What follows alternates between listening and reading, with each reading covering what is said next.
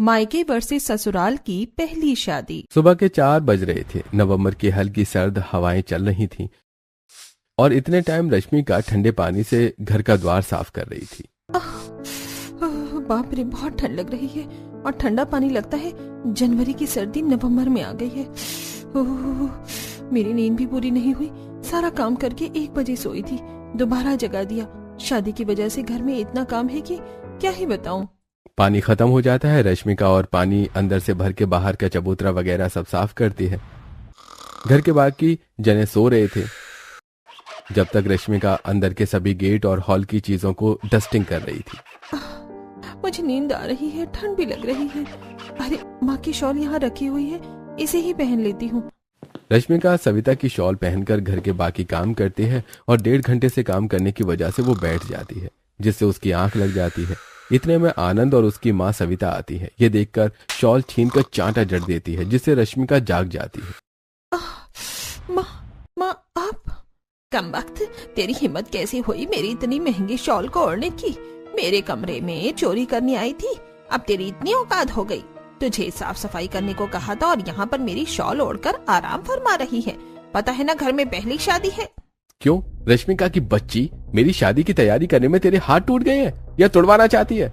कल हल्दी मेहंदी है, सारे मेहमान आने चालू हो जाएंगे तो तुझसे सफाई नहीं हो रही है? वो आनंद भाई, ऐसी बात नहीं है। 4 बजे से मैं काम ही कर रही हूँ।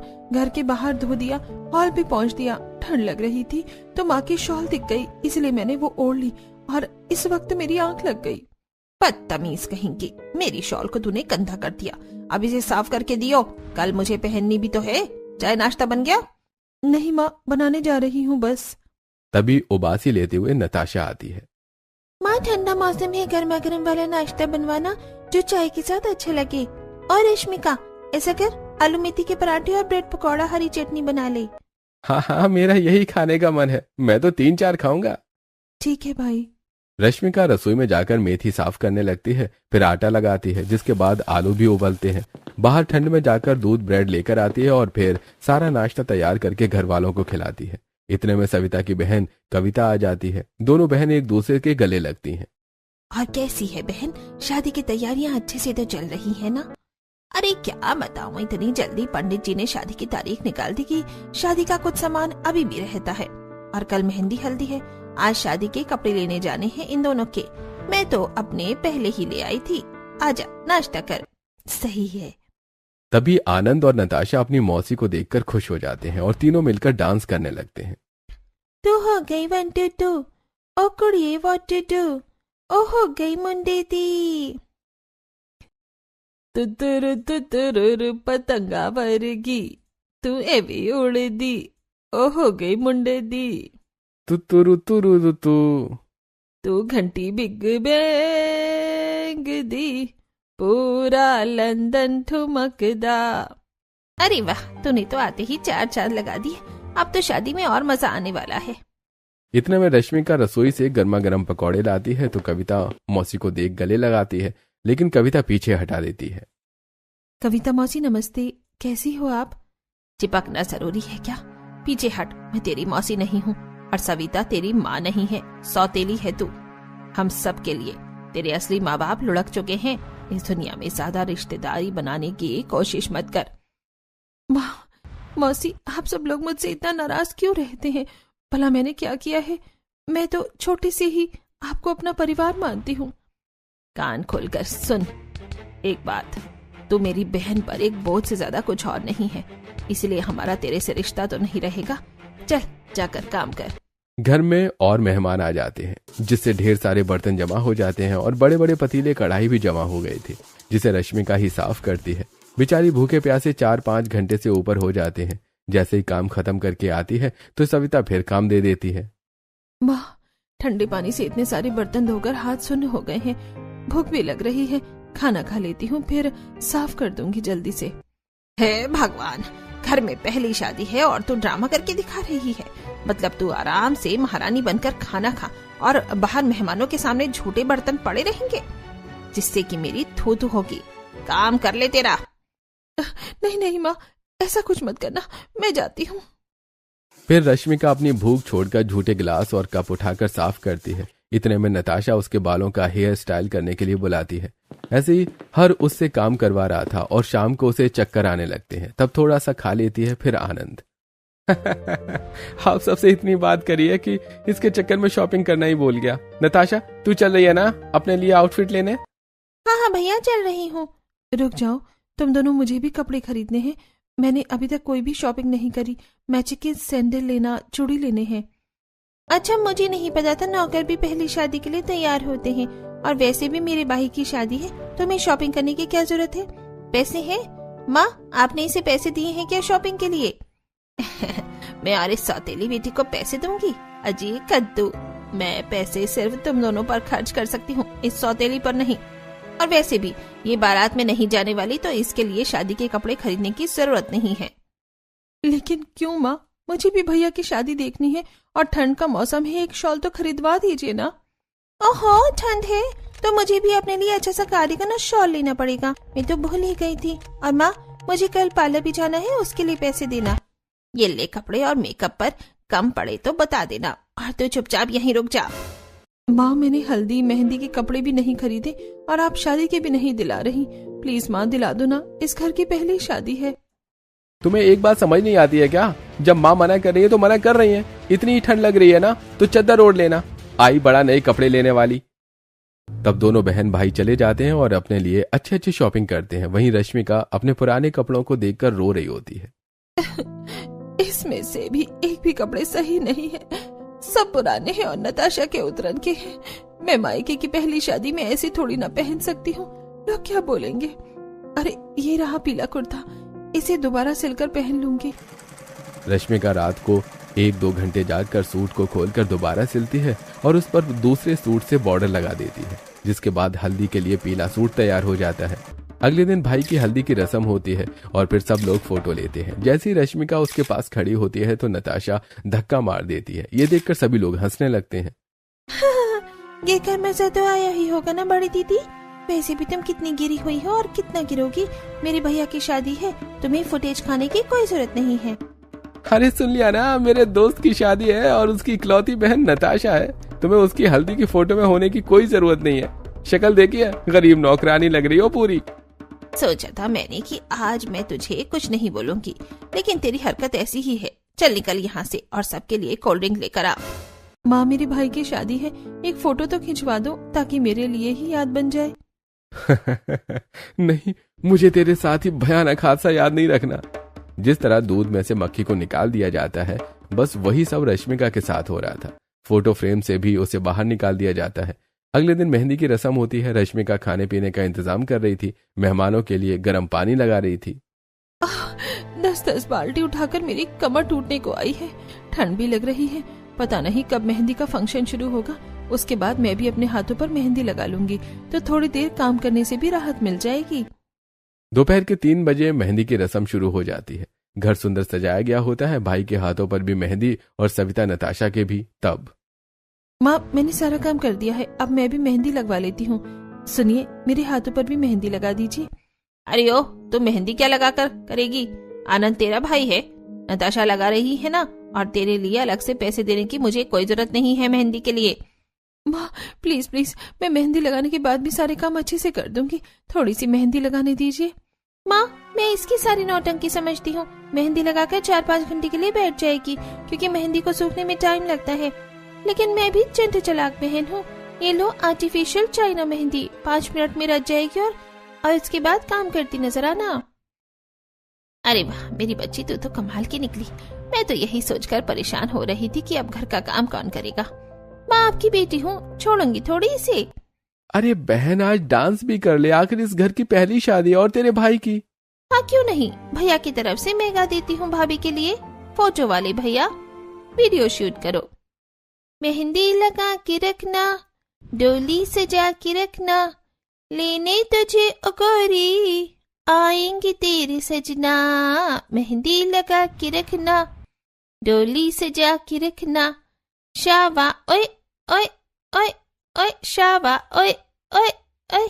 अरे वाह मेरी नताशा, आजा खा ले बताशा। मौसी आप भी ना। मैं भी डांस करूंगी। रश्मिका जैसे ही गाने पर नाचने लगती है, सविता हाथ खींचकर साइड ले आती है। ये क्या कर रही है तू? मेरे बेटे की शादी के एल्बम खराब करेगी क्या? बिना पूछे डांस कैसे करने आ गई? घर के काम कौन देखेगा? मैं देखूं तो यहाँ कौन देखेगा? चुपचाप साइड में खड़ी रहे और मेहमानों से पूछ उन्हें खाने पीने का कुछ चाहिए कि नहीं। और बाहर की डेकोरेशन कर। परसों शादी है, तेरी भाभी घर में आएगी तो ऐसे आएगी क्या? माँ, मुझे थोड़ा सा तो एंजॉय करने दो। काम के चक्कर में इस घर की पहली शादी को भी नहीं देख पा रही हूँ मैं। तुझे एंजॉय करना है ना? मैं कराती हूँ, साइड में आ। सविता साइड में आके रश्मिका का हाथ मरोड़ देती है, जिससे वो रोने लगती है। माँ, मुझे दर्द हो रहा है। माँ छोड़ दो, मुझसे गलती हो गई। अब आई ना तू लाइन पर। मुझे पता था तेरे साथ यही हरकत करनी पड़ेगी मुझे। ओहो, कितनी बार बोला है मजबूर मत किया कर, लेकिन तू मानती कहाँ है? तब जाकर उसकी माँ उसे छोड़ती है। रश्मिका अकेले रोती है। सब लोग मजे करते हैं। अगले दिन शादी में सब लोग सुबह सुबह डेकोरेशन करवा रहे होते हैं, तैयार हो रहे होते हैं। नताशा इस बीच चेहरे पर क्रीम लगाती है। तब रश्मिका मांगती है। वो जानबूझकर उसे एक्सपायरी क्रीम दे देती है, जिसे लगाने पर रश्मिका को इरिटेशन होती है और चेहरे पर दाने निकल आते हैं। तब जब हल्दी से चेहरे को धोने के बाद माँ, नताशा, मेरा चेहरा बहुत जल रहा है और देखना दाने भी आ गए हैं। आज भाई की शादी है, अब मैं शादी में और बेकार दिखूंगी। ये भगवान, तुमने क्या कर लिया अपने मुंह पर? कोई चीज तुम्हें ढंग से लगानी नहीं आती, और वैसे भी तुम बारात में थोड़ी जाने वाली हो। नहीं, मुझे भी शादी में जाना है। ये ठीक कैसे होगा? तब पड़ोसन पूर्णिमा उसे देख लेती है, जो कि अच्छे स्वभाव की होती है। हे भगवान, बेटा, ये तूने क्या कर लिया? लगता है कोई खराब चीज तूने अपने चेहरे पर लगा लिया। मेरे पास एक क्रीम है, लेकिन उससे पहले तू ये दही बेसन चेहरे पर लगा ले, तेरी इरिटेशन खत्म हो जाएगी। थैंक यू पूर्णिमा आंटी, जल्दी से दे दीजिए। पूर्णिमा चेहरे पर दही बेसन लगा देती है, जिससे रश्मिका को चेहरे पर ठंडक मिलती है, और फिर क्रीम लगा लेती है, जिससे शाम को बारात तक उसके चेहरे के दाने हल्के हो जाते हैं। दूल्हा तैयार हो जाता है, घोड़ी आ जाती है। तब माँ, आप सब मुझे छोड़कर जाना चाहते हो कि? मुझे भी बारात में जाना है, शादी देखनी है। मेरे मायके की पहली शादी है, मुझे कपड़े चाहिए और मेरे पास कपड़े नहीं है। हे भगवान, फिर वही सवाल। तुझे फिर कपड़े ला कर दूं? नहीं है कोई कपड़े, ऐसे ही चल। माँ, शादी में ऐसे बनकर जाएगी तो भाई की फोटो एल्बम कितनी खराब आएगी। मैं इसे अपनी कोई ड्रेस दे देती हूँ, तुम वो पहन लो। रश्मिका चली जाती है। नताशा, तू इसे अपनी नई ड्रेस देगी क्या? रहने देती इस सौतेली को ऐसे ही। अरे माँ, फटी हुई ड्रेस दूंगी ताकि इसका शादी में मजाक उड़ जाए। वाह मेरी बच्ची। तब नताशा उसे अपनी कोई पुरानी फटी हुई ड्रेस दे देती है, जो कि खुशी से रश्मिका पहन लेती है और बारात में जाती है, पर नाचने से मना कर दी जाती है। फिर शादी में भी उसे नौकरों की तरह काम करवाया जाता है, खाना पीना मंगवाया जाता है। इसी बीच सब लोग उसकी फटी हुई ड्रेस को देखकर उस पर हंसते हैं, जिससे रश्मिका शर्मिंदा होती है। तो सविता घर पर भाभी की तैयारी के लिए भेज देती है। बेचारी शादी भी नहीं देख पाती और घर पर तैयारी करने लगती है। अकेले घर पर उसे बहुत बुरा लगता है, और जब भाभी भी आ जाती है तो वो भी उस पर अत्याचार करने लगती है, उसे घर के काम कराती है। एक दिन, माँ जी, आपने इस बोझ को अभी तक अपने परिवार में क्यों रखा हुआ है? शादी करके निकाल दीजिए इस कचरे को यहाँ से। तो बिल्कुल ठीक कहती है बहू, इसके बाद हम सब खुशी खुशी रहेंगे। सविता पूर्णिमा से कोई रिश्ता रश्मिका के लिए पूछती है। पूर्णिमा भी अमीर घर का रिश्ता रश्मिका के लिए भेजती है। सविता भी बिना कुछ जांच पड़ताल किए और दहेज न देने की वजह से उसकी वहां शादी कर देती है। लेकिन यहाँ से ही रश्मिका की जिंदगी पलट जाती है। उसके ससुराल वाले बड़े प्यार से उसका वेलकम करते हैं। ये सब देखकर अभी भी रश्मिका डरी सहमी हुई थी। अरे क्या हुआ भाभी, आपकी शक्ल की हवाइयाँ क्यों उड़ी हुई है? आपको ये वेलकम अच्छा नहीं लगा क्या? अच्छा, ये देखो, आपके लिए ढेर सारे गुलाब फूल का गुलदस्ता। वाह, ये तो बहुत सुंदर है दीदी। अरे भाभी, मैं आपसे छोटी हूँ, आप मुझे प्रीति कहकर बुला सकती हैं। हाँ बहू, तुझे ये सब अच्छा नहीं लगा क्या? अच्छा बता, क्या खाएगी? शादी में तूने कुछ भी ठीक से नहीं खाया होगा। हे भगवान, तू तो कांप रही है। तेरी माँ ने तुझे शॉल ओढ़ाकर भी नहीं भेजा। पता तो है दिसंबर की कड़क सर्दी का मौसम है। चल चल, तुझे हीटर के सामने बिठा दूं। भोला भैया, जरा गर्मा गर्म सूप लेकर आओ और क्रीम वाली कॉफी भी लेकर आओ। जी मालकिन, अभी लाया। भोला कॉफी और सूप बनाने रसोई में चला जाता है। इतने में रूपा बहू को सोफे पर बिठाती है, जहां दूसरा नौकर दो दो हीटर जला देता है, जिससे वहां गर्माहट होने लगती है और सास शॉल भी उड़ा देती है। अरे वाह, माँ जी कितनी अच्छी है। मुझे ठंड लग रही है तो कितनी जल्दी मुझे बिठाया, दो दो हीटर जला दिया और शॉल भी उड़ा दिया।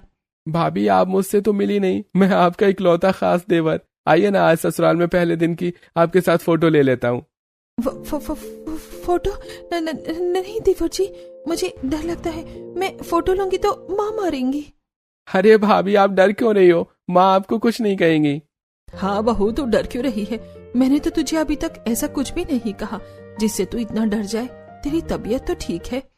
हाँ हाँ हाँ माँ जी। मुझे लगता है कि बहू को आराम करने की ज्यादा जरूरत है। हाँ पापा, आप ठीक कह रहे हैं। तब माधव उसे अपने कमरे में ले जाता है, बाकी सब भी सो जाते हैं। अगले दिन सुबह 4 बजे उठकर मायके की तरह ससुराल का द्वार भी साफ करती है। ये देखकर सब हैरान हो जाते हैं, मना करते हैं, लेकिन बहू सुनती नहीं है और पहली रसोई का खाना तैयार कर देती है। सुबह सबके पैर भी छूती है। बाद में सब उसे शगुन में महंगी महंगी चीज और पैसों के लिफाफे देते हैं। बाप रे, ये सब तो बहुत महंगा है, माँ जी मैं संभाल नहीं सकती। अरे बहू, ये सब तेरा है और तू नहीं संभालेगी तो कौन संभालेगा? आदत डाल ले, क्योंकि 3 महीने बाद इसी सर्दी में तेरे देवर की शादी होने वाली है, यानी कि तेरे ससुराल की पहली शादी होगी। इसीलिए सब कुछ अच्छे से करना है। क्या देवर जी की शादी? मेरे ससुराल की पहली शादी? ठीक है माँ जी। ससुराल में दिन गुजरते हैं, जिससे रश्मिका को अपने प्यार करने वाले ससुराल वालों के बीच अच्छा लगता है। लेकिन सविता ने डर का जहर इतना घोल दिया था कि वो अभी भी उसके मन में था, जिससे उससे कोई गलती हो जाती थी तो वो बहुत ज्यादा डर जाती थी। तब ससुराल वाले उसे और दुलार करते थे। फरवरी में बारिश के बाद कड़क सर्दी पड़ती है और शादी की तैयारी भी शुरू हो जाती है। एक दिन अरे बाप रे, बहुत ठंड पड़ गई है। देखो सब लोग सर्दियों में अच्छे से कपड़े पहनना, कहीं फैशन के चक्कर में कुछ खरीदो ना, वरना बीमार पड़ जाओगे। और बहू, तेरे ससुराल की पहली शादी है, तुझे भी ख्याल रखना है। 1 हफ्ते में शादी है, आज तुम सब लोग शॉपिंग करने चले जाओ। इतने दिन से आलस की वजह से गए नहीं हो। हाँ जी, आप ठीक कह रहे हैं। बहू को पश्मीना वाली शॉल दिला कर आऊंगी आज, और स्वेटर भी। अरे बहू, शादी के बाद मैंने तुझे 1 शॉल और 2 स्वेटर दिए थे, तो यही सब क्यों पहनती रहती है? अपने देवर की शादी में ये पहनेगी क्या? वो माँ जी, मेरे पास और कुछ नहीं है। हे भगवान, तू भी ना। चल मैं शॉपिंग करवाऊं तुझे। चल प्रीति, तू भी अपने लिए लहंगा वगैरह ले ले। हल्दी, मेहंदी, शादी, संगीत सब में अलग अलग चाहिए। हाँ माँ।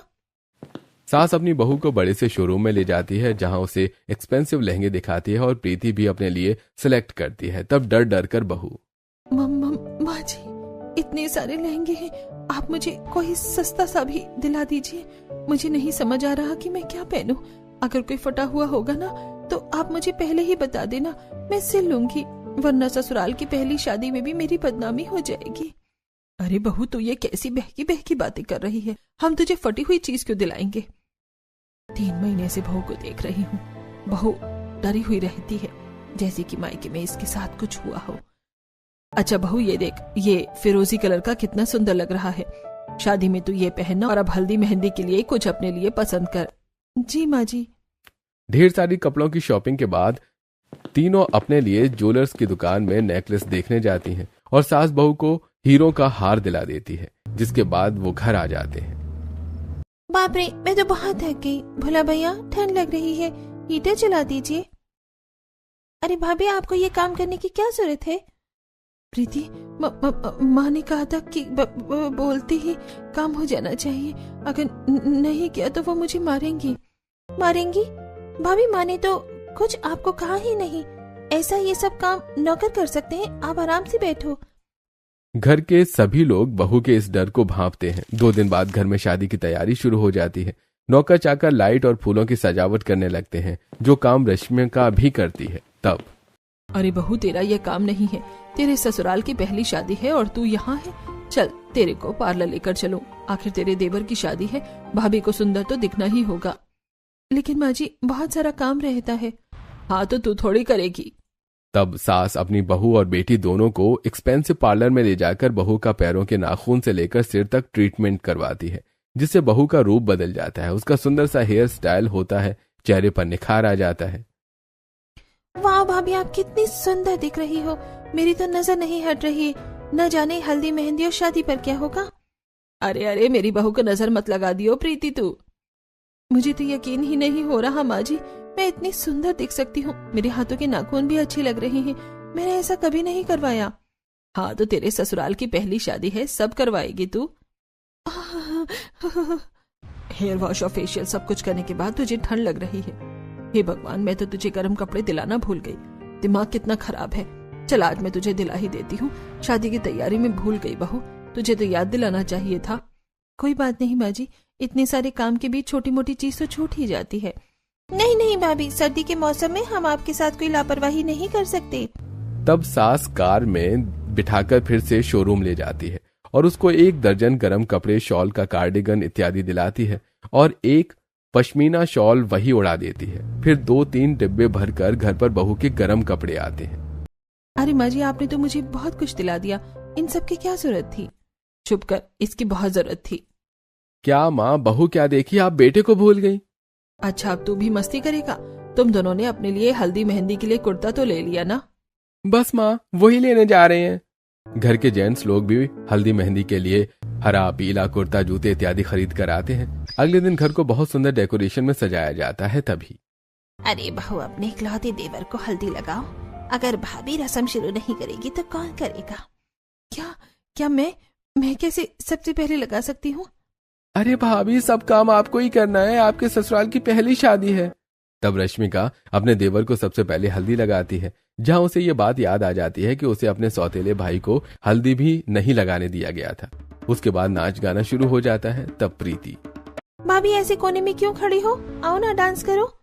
मैं कर सकती हूँ। हाँ भाभी। मुंडा थोड़ा ऑफ बीट है, पर कुड़ियों दे नाल बहुत स्वीट है।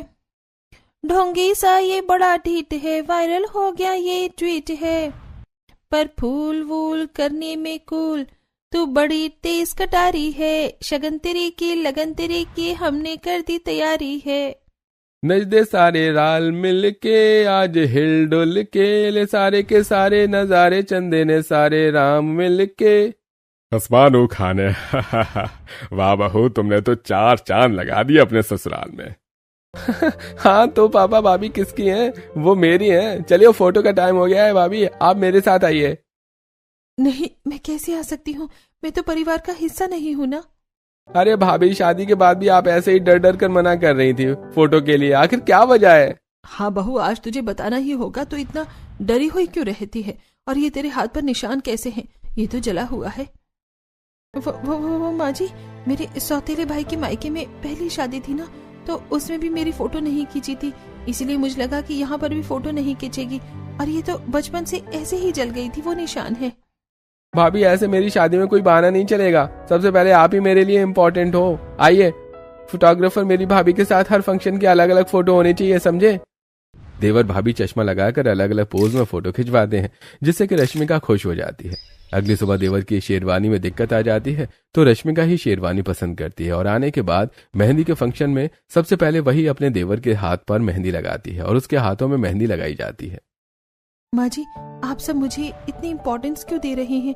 मेहंदी 4-5 घंटे में सूखेगी, जब तक घर के काम कौन करेगा? अरे बहू, इस घर की पहली शादी है, तू मेहंदी नहीं लगवाएगी तो कौन लगवाएगा? और काम करने के लिए नौकर हैं, आराम से बैठ। घर के बाकी लोग एक एक हाथ पर शगुन की मेहंदी लगवा लेते हैं, लेकिन बहू के हाथ पर भरकर मेहंदी लगवाई जाती है, जिसके बाद सास ससुर और नंद पति सब उसे खाना खिलाते हैं। ठंड लगती है तो पास में हीटर भी जला देते हैं। ये देखकर उसकी आंखों में आंसू आ जाते हैं।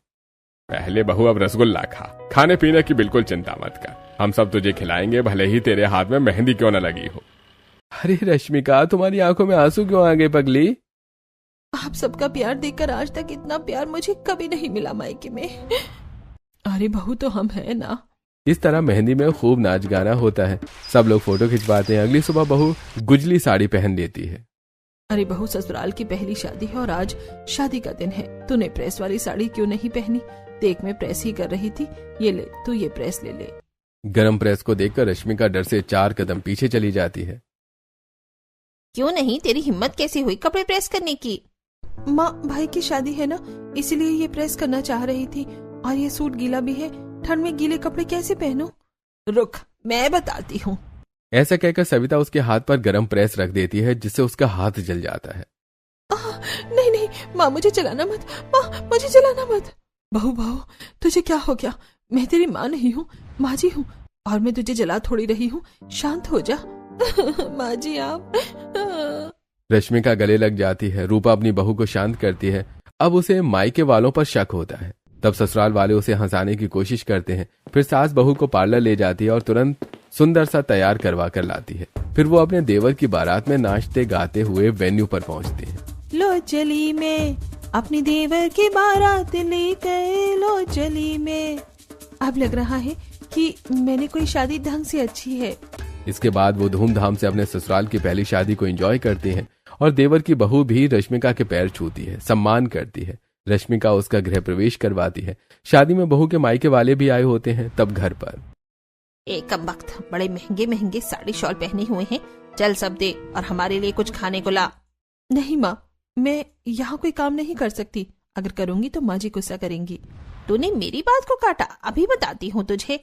सविता रश्मिका के हाथ मरोड़ देती है, जिससे उसकी चूड़ी टूट जाती है। ये सब ससुराल वाले देखकर गुस्सा करते हैं। छोड़िए मेरी बहू का हाथ, आपकी हिम्मत कैसे हुई उसके साथ ये सब करने की, वो भी हम सबके बीच। मुझे लगा था, लेकिन मैंने कुछ नहीं बोला। आप लोग सौतेली और मेरी बहू के साथ ऐसा व्यवहार करते हैं। अपने ससुराल की पहली शादी में कितना डर के रह रही है ना, ये हम सब ने देख लिया है। शर्म नहीं आती आपको? मैं सोच नहीं सकता था बहू के डरने की वजह आप लोग होंगे, इसलिए अब से आपको हमसे हमारी बेटी से वास्ता रखने की कोई जरूरत नहीं है। चले जाइए यहाँ से। ठीक है, अच्छा हुआ ये बला टली। ऐसा कहकर सविता अपने बच्चों के लिए वहां से चली जाती है। तब सभी बहू को गले लगा लेते हैं। भाभी आपको अकेला फील करने की कोई जरूरत नहीं है। हाँ भाभी, हम सब है ना। हाँ देवा जी, आप सबको मैं बहुत शुक्रिया अदा करती हूँ मेरा साथ देने के लिए, मुझे हर रस्म में शामिल करने के लिए। मायके ने मेरी मुस्कुराहट छीन ली थी, वो मुस्कुराहट मुझे मेरे ससुराल वालों से मिली और आपने मुझे बहू की जगह बेटी बनाया। तब सास बहू का माथा चूमकर उसे गले लगा लेती है और रश्मिका अपने ससुराल में खुशी खुशी रहने लगती।